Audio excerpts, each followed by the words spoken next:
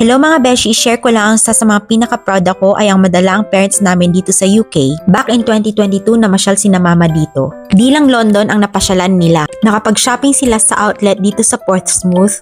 Nakapasyal din sa Brighton. Pagkatapos nun, lumipad kami papuntang Scotland, nag-Northern Ireland, at syempre dito sa Guernsey. Ano-ano nga bang mga kailangan para makabisita sa UK? And magkano nga ba ang nagastos namin sa trip na yon? Just watch the whole video. Una sa lahat, kailangan nila ng visitor visa. Pumunta lang sa gov.uk and apply for standard visitor visa. Gumawa ng account, i-follow ang instructions and i-submit ang mga documents. Sa trip na yon, ako at ang aking asawang main sponsor. Nag-submit lamang kami ng passport with indefinite leave to remain stamp, confirmation of employment, tenancy agreement, pay slip and bank statement, birth and marriage certificates to prove our relationship to our parents, invitation letter, itinerary, and yung return flight tickets ng parents. Yung invitation letter, ginandahan ko talaga as in yung pang MMK, charot. Yung flight ticket, it's not necessary. Ewan ko ba napasobra ata yung confidence ko that time. Confident kasi ako na ma-approve yung visa nila. Kasi syempre pinagdasal ko talaga yon. Sina mama naman nag-submit ng passports, birth and marriage certificates, bank statements, pension statement ni papa, pay slip, employment certificate and approval for leave ni mama, vaccination certificates, house, lot, and car titles.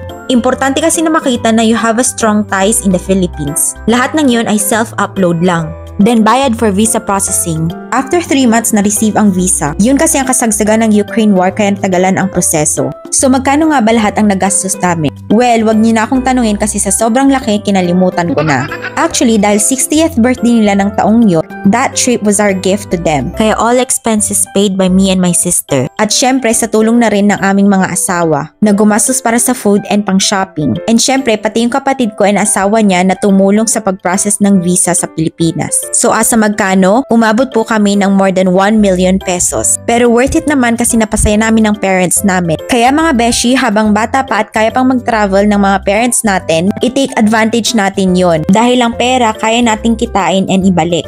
And yung mga panahon na kaya nila makipagsabayan sa mga trip natin, ilimitado lamang kasi hindi na sila bumabata. So kung ano man yung mga plano nyo, i-book nyo na yan. And syempre, samahan nyo na rin ng dasal.